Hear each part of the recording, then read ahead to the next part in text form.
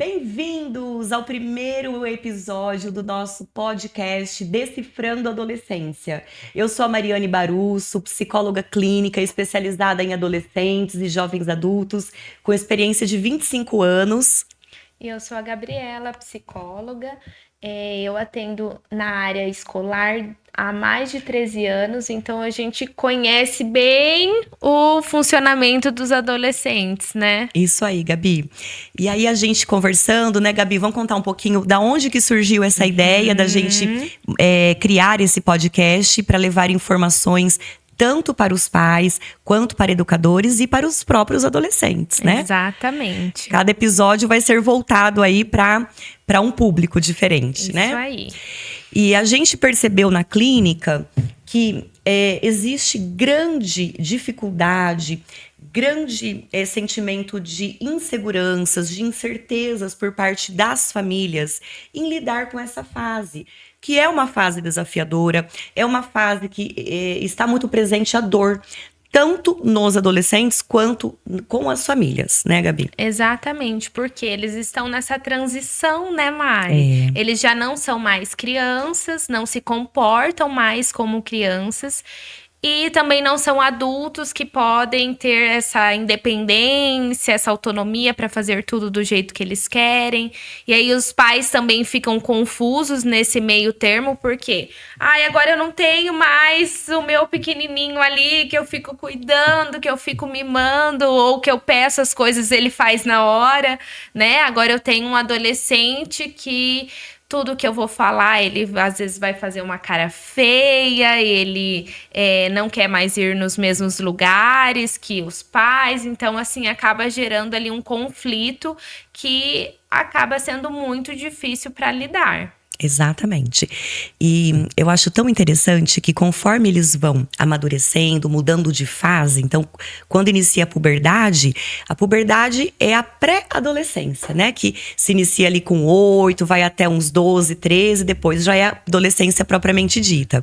E aí, na puberdade, a gente percebe que os vestígios da infância vão sumindo. Sim. Né? Então, não tem mais a mamadeira, não tem mais o brinquedinho ali pela casa, não tem mais a chupeta, não tem mais aquele filho querendo subir em você, querendo colo. Eles vão colocando limite nos pais, né? Quando a mãe vem beijar, vem abraçar, vem pegar, eles já não querem. Então, isso traz uma dor para as famílias, né? E aí, a gente vai falar um pouquinho dos lutos, né, Gabi? Exatamente. A gente vai trazer um pouco dessa questão da identidade, como que o adolescente pode, né, ir se encontrando, porque é uma fase de muitas comparações, né? Eles têm ali a necessidade desse pertencimento, de estar em um grupo. Já o que os pais falam não é tão mais relevante, não que não seja importante, né? Mas eles ouvem muito mais os amigos e acabam deixando de lado o que os pais estão falando. E entra nessa questão do luto também, né? Que eles acabam deixando a fase ali de crianças para entrar num novo mundo que é diferente para eles também, né? Sim. E esse luto, às vezes, é um pouco impactante, né? Alguma família ouvir isso. Ai, mas luto? Luto do quê? Né? Os lutos, eles fazem parte do nosso desenvolvimento. Cada mudança de fase, existe o sentimento de luto por aquela fase que se acabou, né? Morreu aquela fase, se iniciou uma nova. E o adolescente, ele tem essa percepção de que morreu a infância, que não volta mais à infância. Aquela fase que tem menos responsabilidades, menos cobranças, né? Que tem mais proteção da família, que tem mais facilidades. É uma fase que tem mais prazeres do que obrigações. Então, é um luto que é muito doloroso para o adolescente. E todo ser humano passa por isso, mas cada adolescente vai sentir de uma forma muito individual esse processo, né? E aí no luto, então, quais são esses lutos? Vou falar de alguns, a Gabi vai me lembrando de outros. Tá bom, vai lá. Eu acho que é muito importante falar dos lutos dos pais da infância que é um olhar que muda. Que até então eles têm um olhar muito idealizado sobre o pai e a mãe, como se fossem heróis, como se fossem ídolos, como se soubessem de tudo, como se fossem perfeitos. E aí, com esse processo de amadurecimento, eles percebem que são seres comuns, que são seres humanos, cheios de falhas, vulnerabilidades, que são seres sexuados, que até então na infância eles têm um olhar que os pais são assexuados, né? Então, o luto dos pais da infância, que eles percebem que não são aquilo que eles imaginavam, né? E isso traz dor e sofrimento. É verdade. Tem também, né, a questão do luto do corpo infantil, né, Mari? Sim, Quando eles eram de um jeitinho e acaba tomando uma forma diferente, principalmente as meninas, que o corpo vai se formando com mais aparência, vamos falar assim, né? sim. E eles também ficam mais preocupados com isso, né? Ai, como eu estou, né? Será que eu tô bem? Será que as pessoas vão gostar do que estão vendo? E até essa opinião do outro acaba sendo bastante relevante, mas esse luto ali do corpo infantil também é algo que mexe bastante com eles, né? Mexe. E eles se sentem constrangidos, por exemplo, as meninas, de ter que começar a usar sutiã. E você sabe, Gabi, que eu me lembro que quando eu tive que usar sutiã lá na minha puberdade, eu tinha uma vergonha. Eu ficava tão constrangida porque a camiseta da escola mostrava que eu estava de sutiã. Aham. E eu lembro desse meu sentimento de constrangimento. Então, assim, cada adolescente vai se incomodar com algum aspecto, né? Sim. Então, tem adolescentes meninos que se incomodam dos pelos que começam a nascer no rosto, dos pelos no corpo, né? Eles não gostam. Eu já vi relatos de pacientes Sim. meus. Eu não gosto desses pelos que nascem, As né? espinhas. As espinhas. Que eles não sabem o que fazer. Apesar de que hoje já tem um monte de tratamento, Hoje né? tem. Mas ainda assim Incomoda, é uma né? questão que faz parte ali da adolescência, Faz né? parte. Então não tem como controlar tudo que está acontecendo, né? Então é Exato. uma fase realmente que eles precisam ter um cuidado, né? Que a gente precisa ter um olhar para eles, porque nem sempre a gente consegue acessar os. Eu vejo que uma grande dificuldade dos pais, né, isso de conseguir acessar esse adolescente, de falar com ele, tá, na maior parte do tempo tá ali dentro do quarto ou tá no celular. E como é difícil, tá? E aí, o que que aconteceu? É aquela oscilação de humor gigante, né? Uma hora tá tudo bem, daqui a pouco tá Te tudo responde com péssimo, agressividade, né? tá questionando tudo, e os pais ficam, e agora? É. Né? Quem eu tenho em casa? Exato. E não sabem como lidar, né? A gente estava até conversando outro dia de quando eles respondem com muita grosseria para a mãe, para o pai, e às vezes os pais respondem à mesma altura. Que isso não dá certo. Né? Que se o pai ali quiser medir força ou mostrar autoridade gritando ou respondendo à altura, vai distanciar desse adolescente, né? Então, às vezes você quebra a agressividade com uma delicadeza, né? Puxa, por que você tá respondendo assim pra mim? Você tá bravo comigo? Eu te fiz alguma coisa? Mas fala com bastante delicadeza que às vezes já quebra essa agressividade, né, Gabi? Isso É funciona isso. geralmente. O que acontece é que às vezes os pais entendem assim: se eu baixar a minha voz, né, abaixar minha voz, vai parecer que eu não estou tendo autoridade. Na verdade, não é isso. Na adolescência, se eu agir assim, o que que vai acontecer? Vai afastar ainda mais o adolescente. Afasta. Porque aí eles vão achar que eles não conseguem falar, que minha mãe não me entende, que eu Exato. não sei, que ela não sabe o que que eu tô sentindo, né? Isso. Então é algo bem cuidadoso que a gente precisa, é um olhar cuidadoso que a gente precisa ter em relação a isso. É. E quando os pais têm informação, né, têm uma orientação, é diferente. Né? Eu tenho filho adolescente, né, de 15 anos. Então, eu estou vivendo essa fase, né? E eu faço a minha terapia pessoal e eu uso muito da minha terapia para me direcionar, né, para eu ter mais segurança na hora de tomar ali as medidas, de me relacionar com ele, Uhum. porque a adolescência ainda é uma fase que tem muito egocentrismo, eles são muito egocêntricos ainda, né?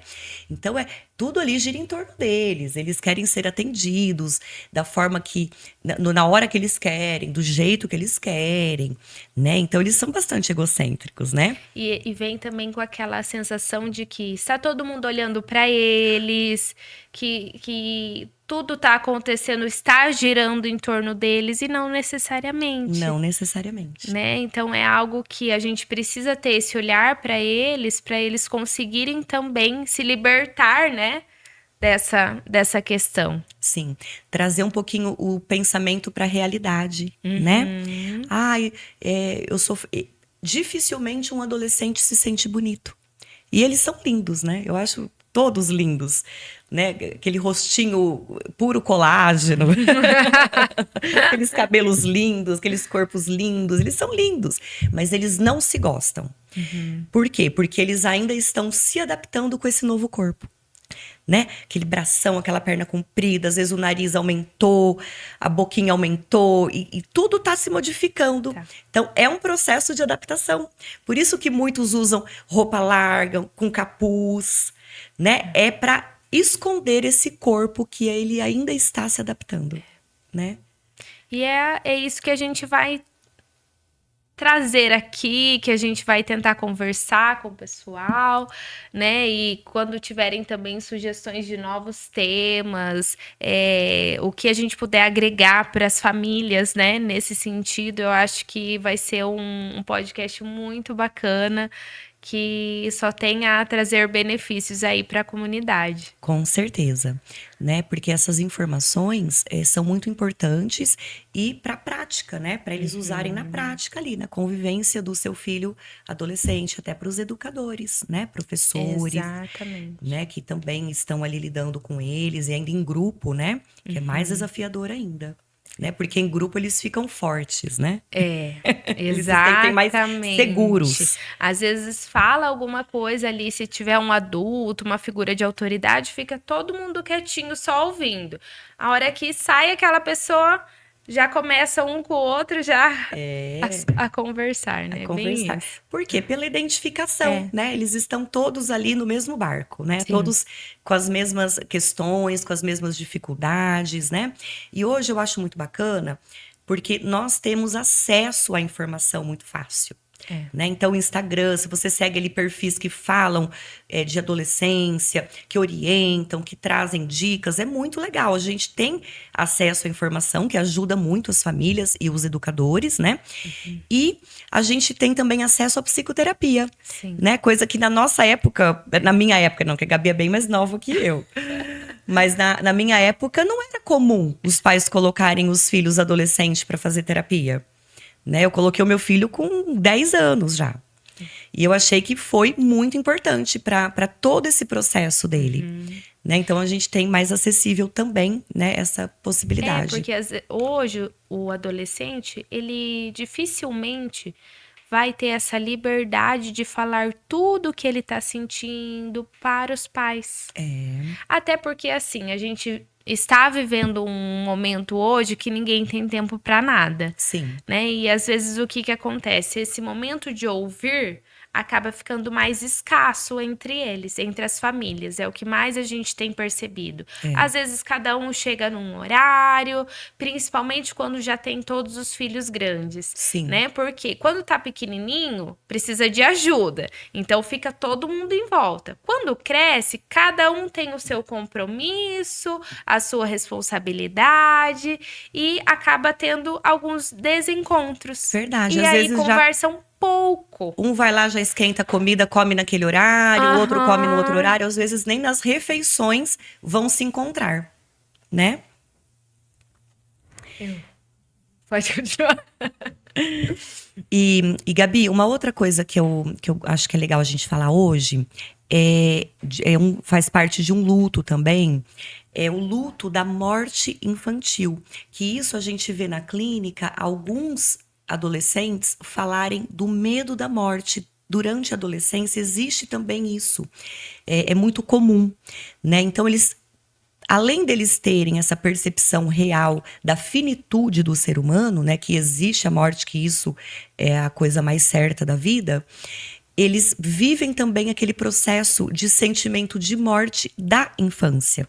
Então é como se tudo aquilo que estava no mundo deles morreu, né? Eles só não se dão conta disso, Só não né? se dão conta. Então é muito comum eles apresentarem muitos medos, né? Medo da mãe morrer, medo deles próprios morrerem. Então eu vejo muito isso na clínica.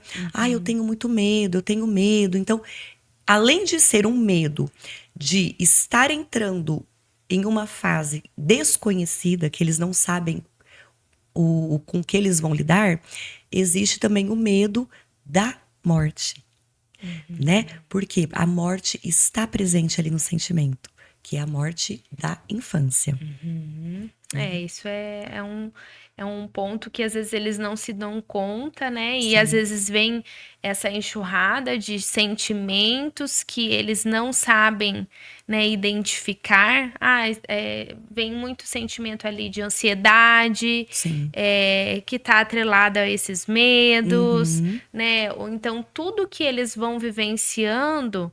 Essa é uma fase, eu falo que é um ponto de interrogação mesmo para Sim. eles, porque eles não se dão conta disso tudo que eles estão vivendo. E aí eles precisam dessa ajuda, né? Que às vezes sozinho. E até para um amigo, embora tenha essa identificação com os amigos, eu vejo que eles não se abrem tanto com os amigos. Porque muitas vezes eles não sabem nomear o que É, eles estão sentindo, né? Não é claro. sim. Né? Tá ali na inconsciência, no sentir, não tá ainda na cognição, na linguagem, né? Para eles exteriorizarem. Exatamente. E um outro ponto que eu vejo muito também dos adolescentes, principalmente na escola, né? Vai chegando ali o período do ensino médio, eles vão ficando extremamente ansiosos e preocupados com a escolha profissional. Né? Não sabem o que eles vão ser, o que eles vão fazer.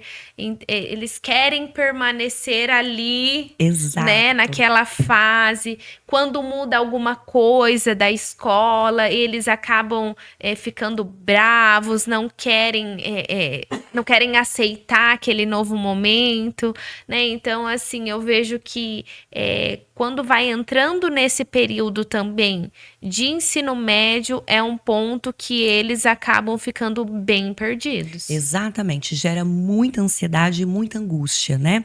Porque eles se sentem pressionados, né? Já a ter uma definição, né? De escolha de faculdade, de curso ou profissional. E não são todos que têm. Alguns já têm desde novinhos, né? Mas a maioria não tem. E isso me fez lembrar de um caso clínico que eu atendi. Ele estava numa ansiedade, chegou para mim com muita ansiedade. Até na hora do atendimento ele não parava, com as mãos, com os pés, muito ansioso. E aí ele relatou um dia que aí eu perguntei se ele sentia isso o ano passado, no ano anterior, né? Que o ano anterior ele ainda estava no ensino médio, no terceirão. Aí ele falou assim: não. Aí eu falei: então é esse ano. Será que é porque você não está na escola? Ele falou: eu acho que é. Eu queria estar na escola ainda. Então, esse caso, ele não tinha definido a faculdade, ele não tinha vontade de trabalhar ainda em nada. Ele ainda estava preso naquela fase escolar. Então, ele sentia falta disso. Isso estava gerando muita ansiedade nele, muita tristeza. Ele falou uma vez que ele tinha vergonha de ir na casa dos familiares, porque eles iam perguntar o que ele estava fazendo. E ele não estava fazendo nada, e isso ele gerava uma autocobrança. Sim. Né? E gera, não tem como, né? Querendo ou não, eu falo que acaba sendo um ciclo, né? Porque quando você entra nessa fase, o que as pessoas acabam perguntando? Ai, o que que você tá fazendo? Ai, qual faculdade que você vai escolher? E eles se irritam muitas vezes Isso. com essa pergunta quando eles estão confusos, quando não sabem, mas não é porque a outra pessoa fez algo pra eles, mas é porque pra eles está sendo difícil essa escolha, né? Sim. E eles se sentem constrangidos, né? Se sentem Exatamente. oprimidos, cobrados, eles se cobram, né? É um sofrimento psíquico também bastante presente nessa fase, Sim. né, Gabi? E aí, se ainda é uma família com paciência, né? Não, vai fazer um cursinho para você ir amadurecendo, vai fazer uma orientação vocacional, né? Se é uma Uhum. família ainda que apoia, tudo bem, mas tem famílias que promovem mais ansiedade ainda nessa fase, porque não sabem lidar, aí ficam cobrando, né? Às vezes até brigam porque não tá fazendo nada. E não é assim, né? Exatamente. Dificilmente existe um processo, né? Você não acaba o terceirão e já sou adulto, já vou para a vida profissional, já vou para a faculdade. Alguns não se sentem prontos ainda, Sim. né? Lembrando que cada adolescente é um. Cada um vai ter o seu tempo para cada coisa ali, Uhum. né? E até pensando assim no desenvolvimento cognitivo mesmo do adolescente, né? A gente não pode deixar de pensar na parte biológica, no desenvolvimento cerebral, que não está totalmente formado, Exatamente, bem né? lembrado, Gabi. Então é algo assim que às vezes a gente vê um adolescente grande, se virando com tudo, fazendo as coisas, mas às vezes esquece que ele ainda não está totalmente desenvolvido, no Exatamente. sentido cognitivo, cerebral mesmo. O córtex pré-frontal não está totalmente preparado para tudo que ele está vivenciando, na verdade. Exatamente. Então a gente tem que pensar e lembrar disso. Que às vezes os pais não sabem ou esquecem, né? Esperam que ele já saiba, por exemplo, na questão de organização, de planejamento. Parece uma coisa tão óbvia, nossa, mas você não aprendeu ainda como faz para estudar, para se organizar com as suas coisas? Mas às vezes nós precisamos ajudá-lo sim, porque faz parte desse desenvolvimento que ainda não está completo, né? Que a gente precisa ajudá-los a nessa orientação, nesse cuidado, nessa organização, nesse manejo, porque é onde vai prepará-los para futuramente conseguir desenvolver de uma forma mais efetiva. Sim. E como também eu acho muito importante nessa fase deixar bem claro os limites e as regras, né? Então, porque assim, como eles já estão com aquele corpo grandão, muitas vezes mais alto que os pais, né? Já tem autonomia para ir de bicicleta, de patinete, para lá e para cá, vai sozinho nos lugares, e aí eles começam a querer liberdades que ainda não está na hora, né? Que ainda os pais têm que deixar claro o que pode, o que não pode, né? Não é brigando, não é gritando, não é batendo, não, é conversando. Sim. Calma, você vai ter a sua fase para viver isso, mas agora ainda não é o momento, né?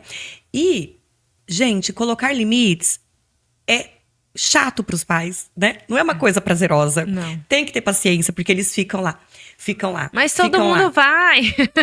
Todo mundo vai. Mãe, mas você vai fazer isso comigo mesmo? Não, outro dia eu escutei do meu filho, ele falou assim: Você faz tudo o que você quer e eu não posso?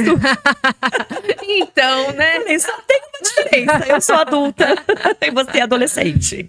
Você vai fazer tudo o que Exatamente. você quer também daqui um Um tempo, dia, um daqui a dia. um tempo. Tá para chegar, né? Falta pouco, né? E é isso, tem que falar não, E é né? importante falar não, mas também o adolescente ter esse entendimento, o porquê desse não, né? Para não desenvolver ali uma raiva em relação aos pais de uma situação que às vezes é algo que eles precisam entender. Né? Sim, Às vezes a gente fala assim, ah, mas, né, atendendo até os adolescentes, eu percebo isso, que eles às vezes ficam com raiva, porque a mãe não deixa, porque o pai faz isso, aquilo, né? Mas o que que tá faltando aí? o diálogo, Sim. né? Será que está sendo falado por que que ele não pode?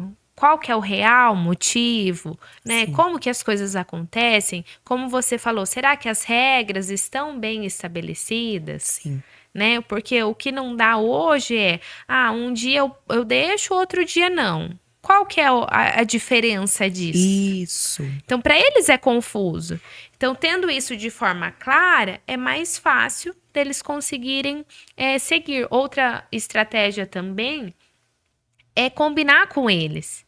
Eu falo que tudo que é imposto na adolescência, você tem mais dificuldade de conseguir acessar. É verdade. Então, se eu converso e falo, então vamos pensar junto, qual que seria a melhor forma para a gente agir sobre isso? Né? O que você me sugere? Porque eu também estou ouvindo o que ele tem para falar, não que eu vá fazer. Isso. Mas eu estou dando a essa voz, né? Está dando espaço para o diálogo. Espaço, exatamente. E aí pensar em conjunto qual a melhor solução. E Gabi, eu percebo que isso é uma dificuldade da nossa sociedade, o diálogo, né? Todos nós temos muitas dificuldades. Por quê? É algo que está vindo de geração, né? Então, os nossos pais lá, eles tinham dificuldades para conversar com os pais deles. Era uma educação baseada no autoritarismo. Sim. Né? Aí depois, os meus pais, a geração deles, já foi um pouco mais flexível, tinha um pouco mais de comunicação, mas ainda não foi uma comunicação bacana, que deveria ser. Sim. Né? Agora, a minha geração, com meu filho, eu já tô me esforçando, né? Eu estudo, eu me preparo para dar esse espaço de diálogo, de escuta, de comunicação, né? Mostrar para ele que eu sou gente como ele, né? Que antes de mãe eu sou um ser humano, eu sou uma mulher, eu sou imperfeita também, eu tenho vulnerabilidades. Então a gente está junto nesse processo de desenvolvimento. Ele se desenvolvendo e eu me desenvolvendo como mãe, como ser humano.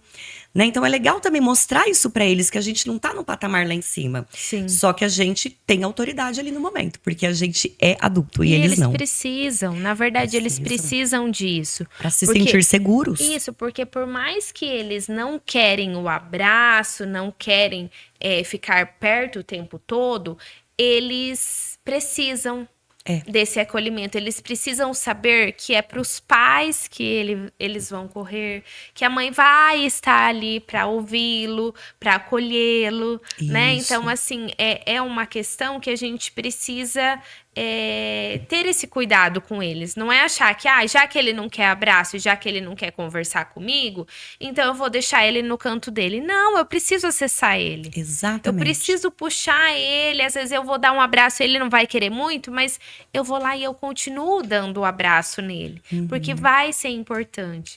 Eu sei que para os pais acaba sendo extremamente angustiante, né? Porque antes você tinha uma criança que vinha, corria, te abraçava e falava um monte de coisas para você. E hoje, talvez você não tenha mais. Mas essa construção você acaba fazendo nesse percurso. Então, não dá para deixar de lado. E algo bem importante para a gente falar, Mari, é que sentiu dificuldade, né? Os pais não estão conseguindo, eles precisam pedir ajuda. Ajuda profissional. Ajuda profissional, Sim, exatamente. faz toda a diferença. Porque às vezes são ajustes que você faz. Simples, às vezes, que você, um adolescente que tá ali, às vezes, todo, né, murcho, entrando numa depressão, com a terapia, ele deslancha. Às vezes você vê ele lá na frente como profissional, você fala, meu Deus, que legal. Sim. Né? E assim, os adolescentes, eles amam a terapia. Eles têm um aproveitamento na terapia, né? Eu acho lindo de ver. Eu tive uma situação de uma paciente que a família teve que tirá-la da terapia porque estavam por questões financeiras. Ela chegou para a mãe dela e falou: não, eu não tenho aquela minha poupança desde que eu nasci, que é para quando eu precisar. Então eu quero usar minha poupança para fazer terapia.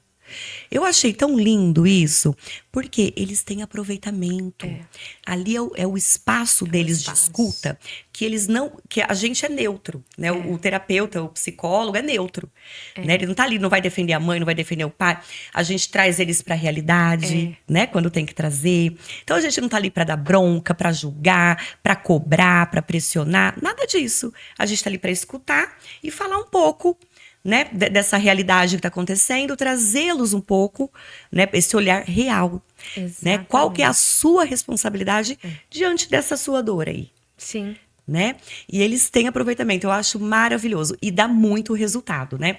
E as famílias ficam mais tranquilas, se sentindo apoiadas, com segurança também na hora de impor os limites, as regras, porque eles estão sendo orientados também. Sim. Né? Porque o trabalho com o adolescente tem a participação da família também. E falando em família, Mari, qual que vai ser o tema do nosso próximo podcast? Gente, então, hoje é o nosso primeiro episódio. No nosso próximo episódio, nós vamos trazer informações com leveza, para as famílias. Vai ser voltado para as famílias, Isso, né, Gabi? Quais as dificuldades que os pais enfrentam, que as famílias estão enfrentando com essa fase, que é uma fase maravilhosa, Sim. Mas com grandes desafios, né? Então, será esse o nosso tema para o próximo podcast. Isso aí. E se vocês quiserem deixar embaixo perguntas ou sugestões, tá? Eu acho que é bastante importante a participação de vocês também. Então, até a próxima, né, Gabi? Até, muito obrigada. Obrigada.